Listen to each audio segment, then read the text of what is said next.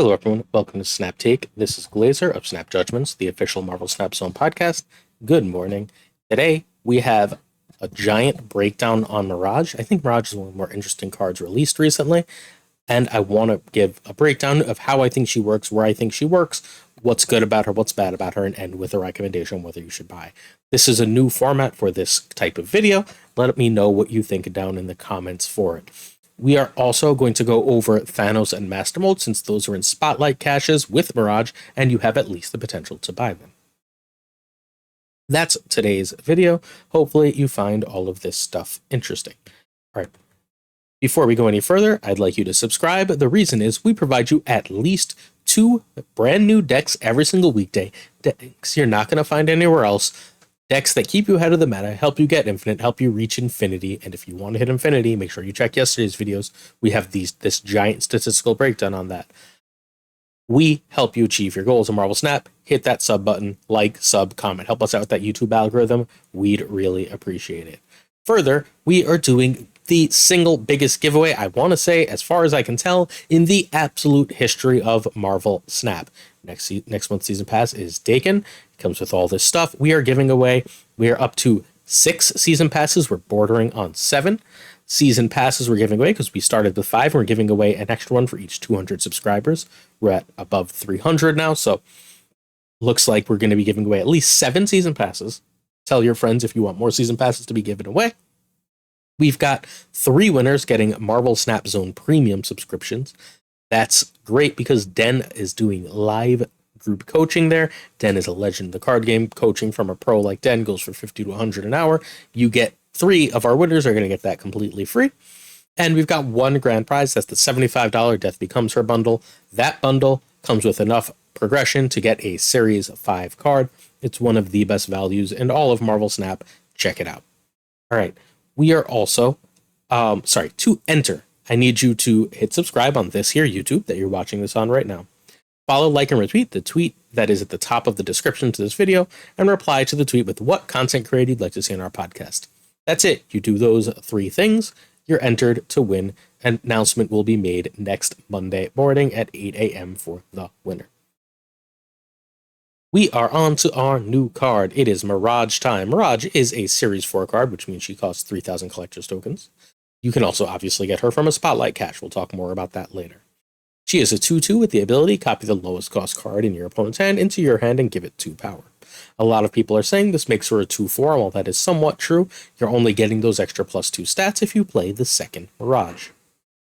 The stats end up being relatively similar, or at least relatively likely similar to playing 2 Sentinels, but you've got a much higher upside. So she's going to go largely into similar decks to those you would find the Sentinel in. She's a good card. She's been a little overhyped. I've heard that she's straight power creep on cards like Cable and Maria Hill. And while she's likely better than Cable and Maria Hill, I'm not entirely certain that she's better than Sentinel in decks that want her ability. Let's take a quick look at the 4 variants that will be released over the next week for Mirage. We've got the Pixel. That's the only rare. That's our 700 gold variant. I think this is kind of an ugly Pixel. There's Pixels I like. I'm not an anti-Pixel person, but I don't remember Mirage wearing what looks like Cyclops' X-Force costume. There's the second Mirage, which is Peach Momoko, which I usually love Peach Momoko art. This represents her time as a Valkyrie. If you didn't know, for a while, Mirage in the comics was a Valkyrie of Norse mythology. I don't know. Doesn't feel like Mirage to me. The next one is by someone named Maria Wolf. I love this art. This actually feels a lot like X-Force and Late New Mutants art. I think it's really great. And then we have Dura. I don't know the first name, excuse me. But Dura doing the Spotlight cache with the arrow. If you really want that one, I don't blame you. It's the sort of photorealistic art that Art Germ does that a lot of you seem to be a big fan of. For me, the Wolf one is my favorite of the Mirage variants by like an awful lot. It's the only one I actually even like as much as the base art, because I think that base art is actually really cool and feels very New Mutants. All right. Also in the Spotlight cache are Thanos and Master Mold. This is their Spotlight variants, just so you can see what they are. I really, really like that Master Mold variant, although Master Mold traditionally isn't a character that can stand up, so it's a little weird to see him standing. I don't love that. It's not bad, but the Thanos is really good. My personal favorite Thanos is the butterfly one, the one where he's like looking up in the sky, touching a butterfly. I feel like that really shows the duality of the character. This is also a very cool Thanos. Thanos doesn't really have bad variants. In terms of getting either of these cards, we're going to talk about decks for them later on in this video. Thanos is a must-have. It's one of the best cards in the game. For a while, when High Evolutionary took over the meta, everyone's like, Thanos is over, Thanos is dead. Wrong. Thanos is now the best and most popular deck in the game, yet again, for, I want to say, the 4th different time in Marvel Snap.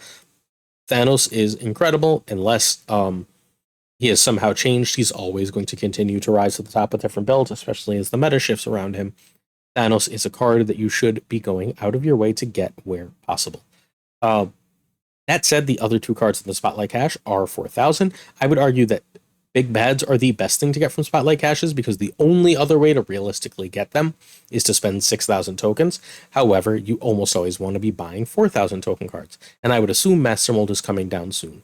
But if you want Thanos and you don't mind either of these cards, then this is an easy open, and I think Thanos is like just straight up worth opening for.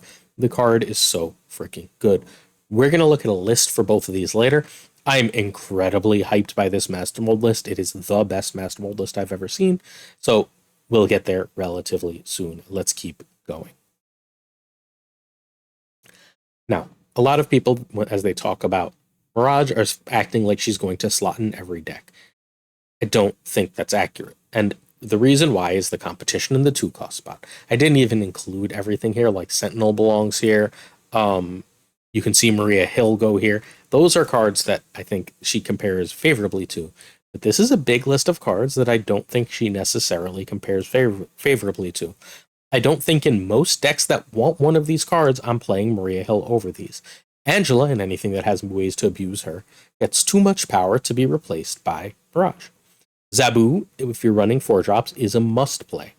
Jeff is arguably the best 2-drop in the game and goes in like every deck. I'm getting literally yelled at in the comments every day for having Jeff in every deck.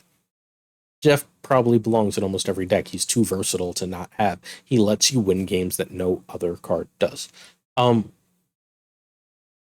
If you're opening Spotlight Caches for this, Jeff Spotlight Caches early September. If you already have Thanos, either buy this with 3,000 tokens and just save your Spotlight Caches for Jeff, or like just skip this altogether. Jeff is just more important. Spider-Ham is the same, 3,000 tokens.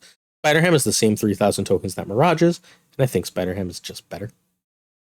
Spider-Ham taking away the ability of their highest power card is incredible. We're seeing a lot of She-Hulk in the meta, and making She-Hulk a 6/10 pig shuts that deck down. It just shuts off one of the best decks in the game.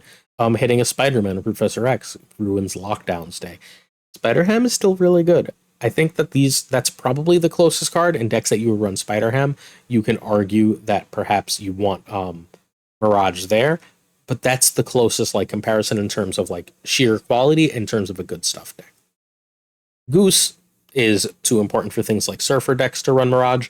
Yes, you could get another 3-drop when you play Mirage and be amazing for a Surfer deck, but not always, not often enough. Goose also fits in ongoing shells. Invisible Woman does something that is completely irreplaceable in the meta. You can't take her out of decks that she goes in. She basically guarantees that priority loss and gives you the ability to play things like MODOK and Hela together. Luke Cage is another one where I would consider changing for Mirage. Luke is an ongoing, so it has that shell, but a lot of what Luke does is protect against High Evolutionary shenanigans. As that waxes and wanes in the meta, that's a spot where you can change that card for Mirage. Mysterio goes too well with Bishop, too well with Hitmonkey, too well with Angela to really be replaced in any deck by Mirage. I've seen a lot of Mirage and Bounce shells, and I just don't like it. Carnage is too important for the decks that Carnage goes in terms of getting rid of a Hood, getting rid of filler Mysterio clones, killing Bucky Barnes, etc. And Daredevil. Well, there's lockdown lists, right? And lockdown lists want power, and gaining that extra power and information from Mirage could be valuable. But that's Daredevil's spot, right? You're already running Jeff and some 1-drops and armor to protect those 1-drops, right? And you don't always have space for even Daredevil, and Daredevil is just better in those decks than Mirage. So my problem with Mirage right now is I don't see a lot of great places for her. We're still going to look at 2 decks that I think she fundamentally almost always fits. We'll talk about that as we get further along. The major synergies I found, there's others obviously, but the major synergies I found that you can put in your deck, obviously you don't control what's in your opponent's deck. You don't control what you're going to get with her, so don't stress that too much. You play her, you get what you get. If it's good for you, play it. If it's not, don't. She works well with Quinjet because Quinjet makes whatever you got from her one cheaper. Think a 2-cost storm, right? A 2-cost 5-power storm seems like it's a really good card. For example, Quinjet is going to be a must in almost every Mirage deck. Mirage also fits very cleanly with Devil Dinosaur, replacing a card like Sentinel, Maria Hill. In those decks, I think that's, if you love that kind of deck, that's the clearest place she's an upgrade.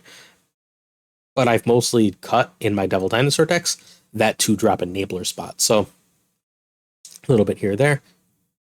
A deck that's never existed is a pure information deck. You can run Howard the Duck, Mirage, Spider Ham, White Queen, Cable, Quinjet, obviously, and Iron Lad and Jubilee, and just be like, I'm going to play with your cards. Let's go. And Leader, right? I'm going to play with your cards. Let's see if you can beat your own deck when I'm doing more with it than you are, when all your cards are cheaper for me.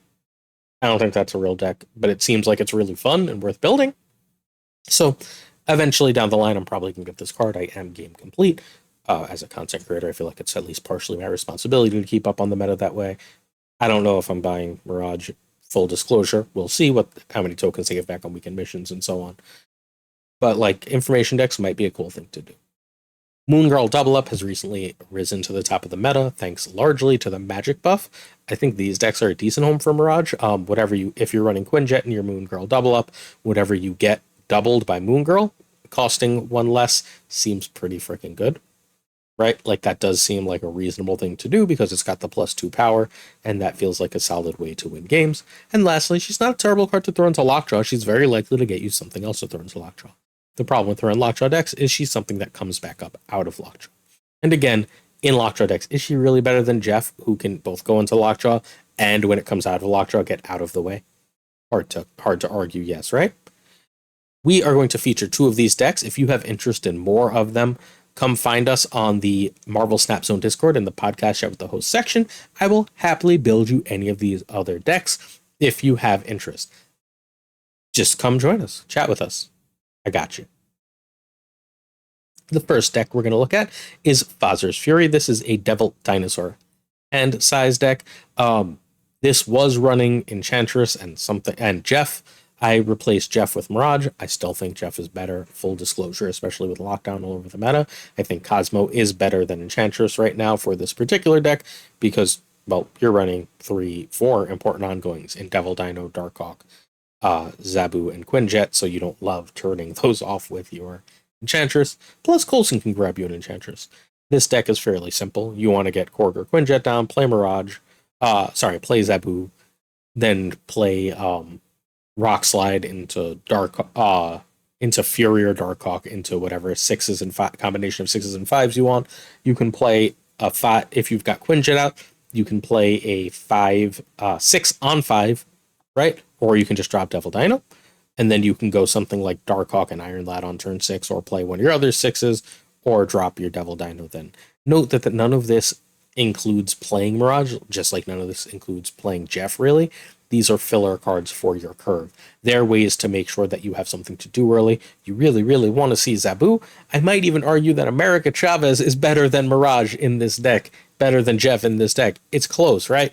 Like, there's at least an argument to be had. However, this is the exact deck you would want to play Mirage in. This deck, by the way, prints Infinity tickets with anything in that 2-drop slot. The other 11 cards are what really matters here. Again, that's why I might not buy Mirage. This is Big Math. Big Math is a YouTuber, youtube.com/BigMath. He has created a fantastic Mirage She-Naut deck, a She-Hulk Infinite deck that runs Moon Girl. This is the video for it. I would like to ask you, in addition to subbing to me, to go hit Big Math with a sub. The content is fantastic. A ton of people are watching it, but y'all ain't subbing. Gotta sub to this video. It's 100% worth it. I'm going to press play just so I can skip along, because it doesn't let me skip along from a video unless I go this way. But this is the deck we are talking about. I added Mirage to it. I took out Iceman and added Mirage. Iceman is really solid here, but like not important to the way the deck functions. What you ultimately are doing is deciding on turn 5 whether you want to do the skip into She-Hulk Infinite play, or whether you want to play on 5 and then play Legion and another card on 6 and shut the game down. Having Mirage here seems really good with Legion and Quinjet, because on turn 6, if you get a 2-drop from Mirage, it's 1 cheaper, it's got +2 power, you can play that with Legion and have like likely a 12-ish power last turn. That's not incredible, but it's completely respectable, especially when you're ending the game as a surprise. It gives you a way to split power between 2 lanes, which this deck didn't always have. It's fundamentally what I often ended up doing with Iceman with this deck. This deck, however, is all around sick. This is very similar to the deck that ended up winning the Snap Fan Open this weekend. It's got a Legion package instead of a Legion and Infinite instead of High Evolutionary and High Evolutionary Cyclops and Hulk. So those are replaced with fundamentally basically a good stuff package. You've got your Sunspot and Nebula as ways to steal power instead of Sunspot and Misty. You've got armor to protect them, just like always. Quinjet is really good here. Quinjet is not in the other deck. Mirage adds an extra benefit to Quinjet, which only had Moon Girl as a benefit before. Cosmo can protect your stuff and shut down opponent stuff, protect your Limbo. Limbo gives you a turn to play Infinite and She-Hulk at the same time, but don't feel like you have to. If you grab something good with Mirage, you Moon Girl on 4, and you have Sunspot out, you can skip on 5 and just drop the double She-Hulk on 6. With Quinjet out, the second She-Hulk, a lot of people don't know this, the second She-Hulk will still cost 0. So that's 1 cost, whatever you've got Mirage, and then you can even play that She-Hulk then, 2 She-Hulks then, and Legion on turn 6, which is just chef's kiss, a beautiful play, so strong. Is Mirage needed for this deck? No, absolutely not. I don't think a deck exists where Mirage is needed. She's just a good card. Is this deck just better with Jeff? I mean, it's at least arguable, right? Like it's at least likely and possible. So that said, this deck is still really good. And I think very worth playing. If I buy Mirage, this is the shell I'm looking to try her in soonest. And remember, check out Big Math on YouTube and subscribe to his channel. He's doing great stuff and deserves more support. Final thoughts, is she worth it? No. I mean, Thanos is, right? But like Mirage is filler. She's good filler. I don't think she's going to be incredibly powerful. I think a lot of content creators are telling you she's going to be, because she reads as a more powerful version of cards that we already have. However, I'd argue that she's a more powerful version of cards that we already have, but should not be playing in endgame decks. If you like the character, I love New Mutants. I love X-Force. I know I'm old. I was raised in the 90s. So like that's my jam. I love this character. So like that's really like pushing me toward getting it, and that I can test her. And if I'm wrong this way, I can like come back and like, hey, I have no problem admitting I'm wrong. I will come back and say I am wrong. But I don't think I'm going to be. I think she's just a good filler card. She's going to win you some games very often, more often than you would like. She's just going to be a 2/2. You're not going to do anything with that extra information, because if the card is the cheapest in their hand, the information is nice, but it's also very likely something they're going to play soon anyway. So you're not really getting that much of an advantage out of it. Another thing I like about the Legion shell, though, is if those early cards are played, it's likely the cheapest card in their hand is Storm, and I think that 2/4 Storm, I misspoke. That 2/4 Storm is going to be really, really solid. So, especially because you have Legion in your deck, right? You can play a 2/4 Storm with like an armor on 4, and then on turn 5 Legion and lock down the game. And there's little your opponent can do to deal with that, like as they're stormed another location on 3. All right. So I don't think you should buy Mirage. I think that you're better off grabbing Legion. Hopefully you did. I think that at the same cost, and Legion had High Evolutionary, which is about as good a card as Thanos, and Darkhawk, which is an exponentially better card than Master Mold, you're better off with those Spotlight caches. I think if you're spending tokens, I think Legion is a far more distinctive card. Like there's nothing else that really plays like Legion, whereas Mirage is more of an amplification of something we already have. So I think Legion is just better and better value for your tokens. All right, Thanos is worth it. Why? the game does not come with any draw, right? Marvel Snap has like two other draw cards, and they're extremely hard to use. Thanos comes with the easiest to use draw, and that draw is attached to effects that you would play anyway. -1 to everything on the opponent's side as an ongoing, yes please. Move one of your cards, like Cloak, yeah. One-sided Cloak, yeah, that sounds good. Scarlet Witch for 1, yes please. Like, all of these abilities are super strong, and God forbid Time Stone is like OP. There's very little reason that Thanos isn't great. Now, the meta will shift occasionally. One-cost cards will get really bad. Killmonger will take over the meta. That can make Thanos hard to play. However, it's worth noting that the recent Thanos control decks, and we've done like 7 videos on them, so we're not going to do another. The recent Thanos control decks, as pioneered by W, did start to come up during the bounce meta when Killmonger was everywhere, and they were still winning. So those decks are still super strong and still worth playing. Thanos is great. He's always going to be one of the best cards. And if you're not sure what to do with Thanos, we do like 2 Thanos decks a week here. Thanos is, I don't want to say my favorite card in Snap, but like at least in contention for my top spot of all the cards in Marvel Snap. So like I think it's absolutely worth getting and owning this card. If you don't have Thanos and you get Mirage on the way, cool, you got a good card. Thanos is where it's at though. I don't know if there's a card in Marvel Snap outside of maybe Evolutionary. Those are the big 2 that I think you should be going for in Spotlight caches. 3 is probably Jeff. Is that crazy? Whatever. All right. This is a deck Safety sent me. I don't think he actually made it. Maybe he did. If he didn't, he's going to let me know either way. I'll update you. This is a really smooth, simple Thanos ongoing. If you don't want to play a pure control Thanos, and I don't blame you, I love the pure control Thanos personally. It is my jam, but it's not for everyone. Some people just want to like play a little lane control, get some power down, win that way. Great. Here's a nice simple way to do so. By the way, this deck is an excellent deck if you don't have Jeff to play Mirage. Mirage is going to a reasonable amount of time steal a Jeff, I think.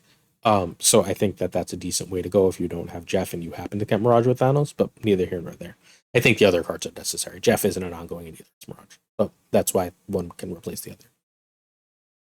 You want to fundamentally play Jean and Goose in a lane. I know that that doesn't seem incredibly powerful. I really like to play Goose after Jean where possible on the lane, because if you're, let's say it's turn 5, right? And like you played Goose on Jean then, and they still have to play a card there, they can't play their 5-drop that they were planning on playing. They have to play whatever was in their hand that is cheaper, and that's why I like Mirage, because you can know when that's going to happen.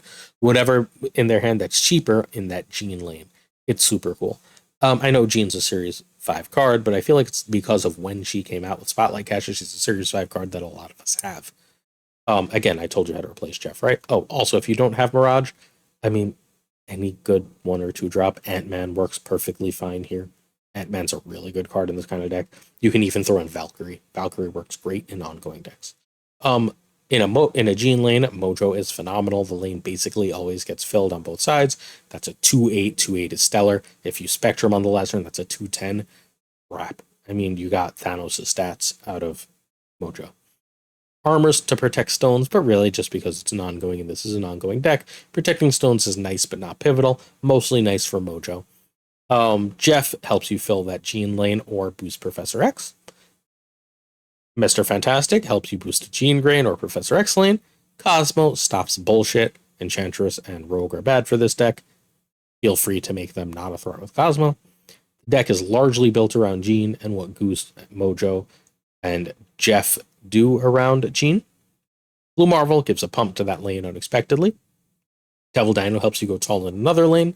One of my favorite things to do with all Jean decks is to, on turn 4, play a Time Stone and, for example, a Mr. Fantastic. That will hopefully give you a Stone and Professor X to play on turn 5. Your opponent will have to play in that Jean lane on turn 5, right? And you get to Professor X freely elsewhere and just like auto win that lane. It's really, really powerful. It's also, you can also just drop Jean and the Time Stone on turn 4. And then on turn 5, if you have another stone, other stone into Jean's lane and Professor X elsewhere. At that point, hopefully, you did that like on a Mojo or on a Goose, and you can really make their life difficult. And then like a Devil Dino can win that lane at the end of the day. If it's not a Goose, Mojo can help win that lane, whatever. And if you have nothing to play in that lane, whatever, Spectrum's great. Spectrum's going to boost basically every card in the deck, but Jeff slash Mirage slash Thanos, who you fundamentally never play. Thanos is here for his stones because 3 of the stones have ongoings. 2 of the stones have ongoings. Soul and power, but ongoings are important here.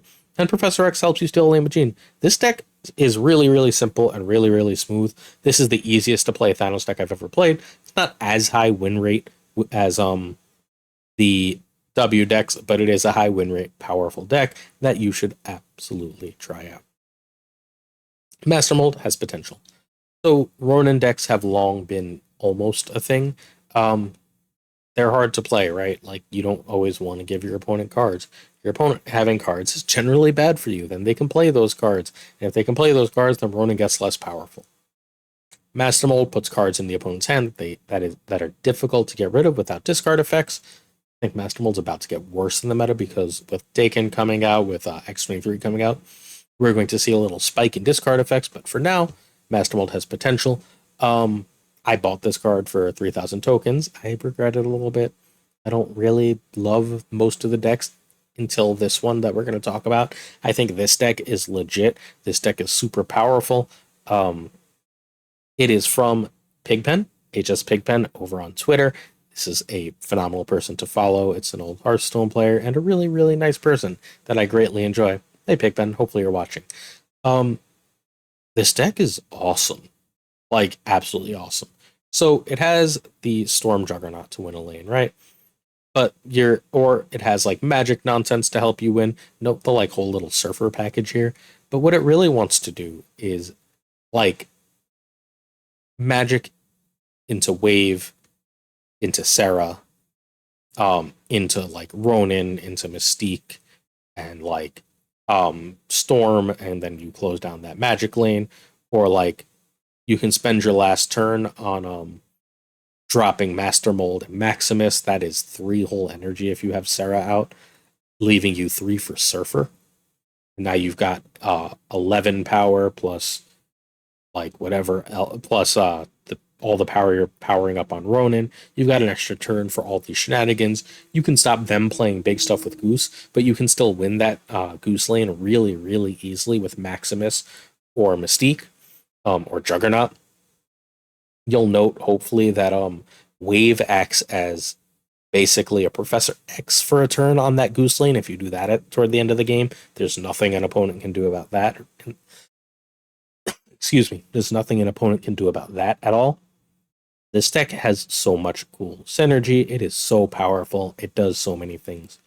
So, play line 1, right? You drop Goose. You go, okay, Surfer. No, okay, so you go Goose, then you go in a different lane, Storm Juggernaut, you win the Goose lane.